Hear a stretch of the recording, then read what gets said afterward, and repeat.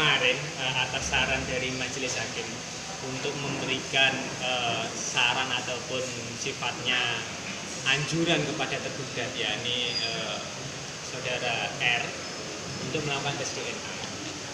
Yang mana bagi kami itu adalah sesuatu hal yang lebih maju, karena hakim atas permintaan kita untuk minta bukan celah untuk diperintahkan, akan tetapi tidak diberikan oleh hakim.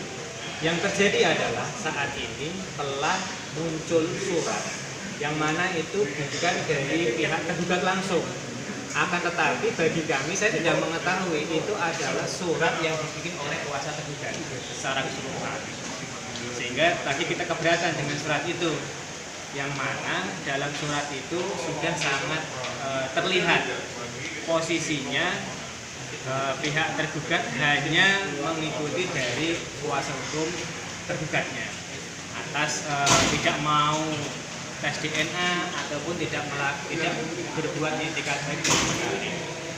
Atas hal tersebut kami selaku kuasa hukum penggugat keberatan bagi apa yang secara tersiar tertulis dalam surat tersebut, karena terbukti nyatanya bahwa itu adalah ditandatangani oleh kuasa hukum tergugat, bukan tergugat sendiri, sehingga kita ada rasa curiga nih.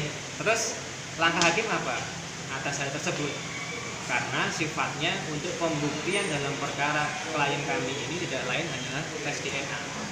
Akan tetapi oleh pihak kuasa hukum tergugat selalu mengungkapkan fakta bahwa tidak ada hubungan asmara ataupun tidak ada hubungan intim. Bagaimana kita membuktikan itu? Karena kan sifatnya private kan. Nggak mungkin bagi kita untuk menyampaikan sesuatu hal yang vulgar dan nggak ada rencana untuk perkara ini sampai muncul. Sehingga kami tadi mengikuti ataupun berdasarkan dengan pasal 164 HIR terkait hukum acara perdata yang namanya bukti yang terakhir adalah sumpah.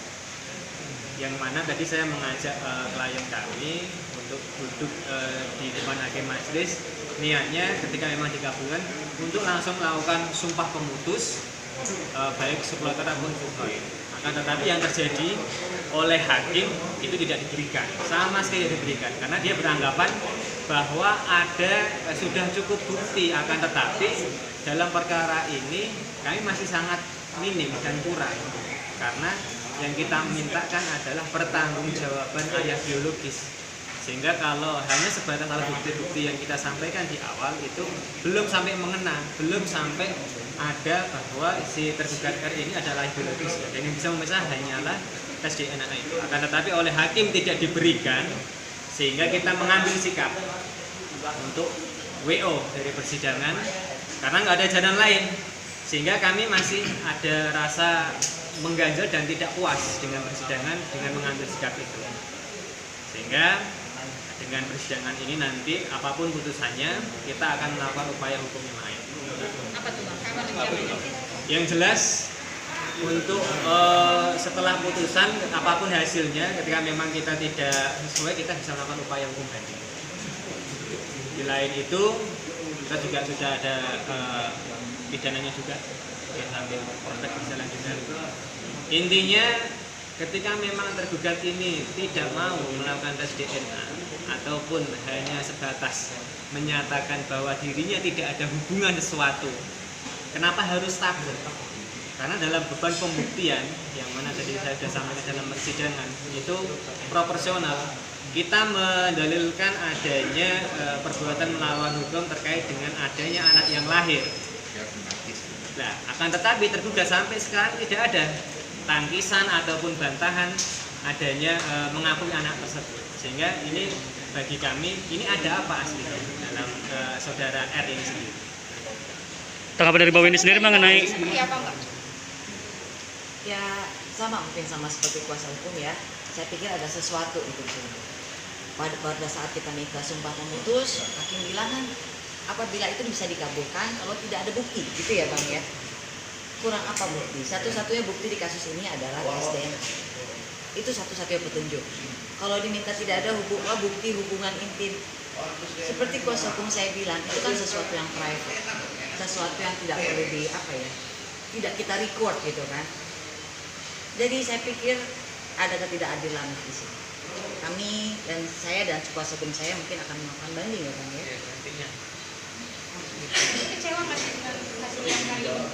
kekecewaan. Seharusnya kan bisa berimbang ya. Akhirnya kita diberikan kesempatan gitu. Diberikan kesempatan. Satu sisi lagi yang dilihat bahwa secara in person saja si tergugat Reski Aditya dari awal sampai dengan titik ini tidak pernah menampakkan batang hidungnya. Kemana? Sibuk syuting. Sehingga tidak ada atensi di sini. Sedangkan di dalam persidangan itu kan dilihat juga ya, itikat baik, sopan santun. Saya sering baca kan di koran-koran, dihukum sekian karena dinilai baik, karena dinilai sopan. Gitu. Buat saya sopan santun dan itikat itu kita datang. Datang saja sudah merupakan itikat yang baik. Mau benar, mau salah, tapi kehadiran itu kan jadi satu nilai. Di sini saya nggak lihat nilai itu di Reski. Gitu. Bang, dengan Gopor sendiri berarti apa bahwa gugatan akan dikabulkan? Yang jelas kita tidak berpikir ke sana. Akan tetapi WO ini kita layangkan sebagai bentuk protes kita. Ya, yang mana dalam hukum acara perdata pembuktian sumpah itu diakui, akan tetapi oleh hakim dengan serta-merta tidak melihat referensi yang ada, dia langsung menyatakan tidak bisa kita kabulkan sublotor ataupun jutsoir, karena bagi kami itu sudah tidak ada hal yang harus kita berikan kepada penggugat. Atas kekecewaan tersebut kita WO dari persidangan. Oke. Jadi untuk sidang selanjutnya tinggal nunggu, terserah dari hakim akan memutuskan seperti apa, karena kita sudah berprinsip bahwa dalam persidangan ini ada sesuatu hal yang tidak beres menurut kami, sehingga ini adalah sebuah wajah hukum yang sangat menyejukkan, karena yang namanya putusan ataupun peradilan khususnya terkait dengan anak itu negara harus hadir. Akan tetapi negara lewat tangan kanannya pengadilan tidak bisa mengakomodir kami, termasuk menyampaikan dari awal jauh sebelum pembuktian ini selesai, yakni keinginan kita untuk memerintahkan tergugat tes DNA. Karena di dalam lembaga peradilan lain kemarin saya juga lihat di Semarang pun PN Semarang mengabulkan untuk melakukan tes DNA. Akan tetapi nggak tahu ini kenapa di pengadilan ini dengan perkara klien kami ini hal itu tidak dilakukan. Hanya sebatas memberikan saran, itu pun saran untuk jawabannya ditulis oleh kuasa hukumnya, bukan dia pribadi sendiri. Sehingga pasti media pasti lebih tahu lah kenapa ini ada apa kan. Pihak tergugat ataupun dari pihak pengadilan. Ada permainan di belakang nggak sih Bang? Kami tidak berani menyatakan itu, mohon maaf, di luar kapasitas ataupun kepentingan kami. Yang jelas biarkan, ya mungkin biar media dan masyarakat umum menilai atas permasalahan dari klien kami, akan tetapi oleh pengadilan tidak diberikan asas prioritas ataupun keadilan secara bersama. Oke. Pak Weni sendiri kan memperjuangkan hak gitu Pak Weni sampai bolak-balik ke persidangan gitu Pak Weni. Cuman melihat keluarganya tergugat kok kayaknya adem ayem, tanggapan dari Mbak Weni sendiri gimana sih Mbak Weni? Adem ayem itu nggak masalah, gitu ya kan, menjaga keutuhan rumah tangga itu wajib, apapun masalah. Jadi saya juga support juga mereka untuk adem ayem. Cuman tolong tunjukkan etikat baik pada kasus ini. Setidaknya datang dong ke pengadilan. Datang atau tidaknya seseorang secara psikologi itu kan menggambarkan kebenaran dari suatu masalah. Contoh saya punya masalah sama orang, saya takut karena itu benar, saya nggak akan berani datang ketemu, itu saya, gitu kan. Jadi psikologi itu menggambarkan dia hadir atau tidak, benar atau tidaknya masalah itu bisa kita lihat masing-masing. Kita bisa menilai. Mungkin kita tidak dikabulkan di sini, tapi ada hukum yang lebih besar kan, semua orang juga tahu. Ada hukum yang punya dunia ini kan, itu aja. Next sidang kapan? Apakah? Untuk selanjutnya karena kita ada di WO, kita mengikuti ralas panggilan. Yang jelas sebelum ini kesimpulan, habis itu nanti putus. Nanti untuk waktunya di kapan saja. Jadi belum tahu untuk saat ini. Kapan? Ya kita nanti ngikutin arahan dari managing partner kami. Kita atas sidang hari ini kita harus mengambil sikap apa? Itu sebenarnya kita akan sampaikan. Langkah-langkah abang yang berikutnya untuk sidang gimana bang untuk yang selanjutnya?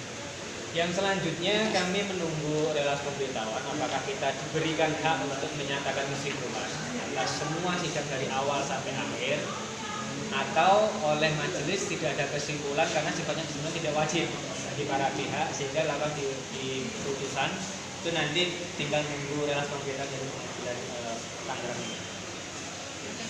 Harus sekarang gitu. Kenapa nggak dulu mengajukan? Gini ya, kalau bicara waktu itu kan keberanian seseorang untuk mengungkap itu kan bukan hal yang mudah ya. Keberanian seseorang itu kita tidak bisa ukur. Mungkin keberanian saya ditambah saya dulu punya masalah ya kan. Baru di tahun ke-8 kita nggak tahu ya, entah itu Allah akan membuka ini semua di tahun pertama, kedua, ketiga. Tapi ingat, kalau soal anak mau setahun dari dulu dari lama tetap ini anak dan tidak ada kadaluarsanya. Jadi di mana masalahnya? Gitu. Di mana masalahnya soal waktu yang mesti ditanyakan? Setahun kayak 8 tahun nggak ada masalah kalau buat saya. Karena soal anak ya. Beda kalau misalnya saya punya anak nanti umur 10 sudah bukan anak saya lagi, kan nggak ada cerita ya kayak gitu. Mbak Wen, pernah nggak? Tadi kan ada omongan Mbak Wen nggak pernah meminta Rizky untuk menikahi Mbak Wen. Benar nggak? Itu Betul, gini. itu betul mas, itu benar. Tapi saya melihat dulu ya, saya sempat bicarakan sama Reski, tapi saya melihat dia lebih mementingkan karirnya dulu. Saya melihat ya saat itu, karena waktu itu kan karir mungkin lagi baik gitu kan. Cuman buat saya, sesuatu itu kan tidak perlu diminta. Harusnya tanggung jawab itu datang dari hati, gitu ya. Kan kita sama-sama adanya anak ini kan tidak bisa memilih. Saya mau dilahirkan dari bapak saya ini dan ibu ini kan tidak. Tapi semua yang sudah kejadian ini ya kita harus bertanggung jawab, itu aja. Tapi Reski sendiri tidak pernah menawarkan menikah. Tidak, tapi dia sempat bilang bahwa nanti Keke kalau udah gede sekolah di Amerika ya Bu. Akan membiayai itu. Jadi Reski tahu kok segalanya. Bukan, tidak bicara masalah biaya, cuman ya nanti kalau besar Keke sekolah di Amerika ya gitu. Cuman whatever itu ya. Cuman tes DNA aku di sini ya pembuktian itu aja. Jadi buat saya ada sesuatu yang memang harus dipertanyakan keputusan ini. Oke. Oke, baik. Terima kasih banyak.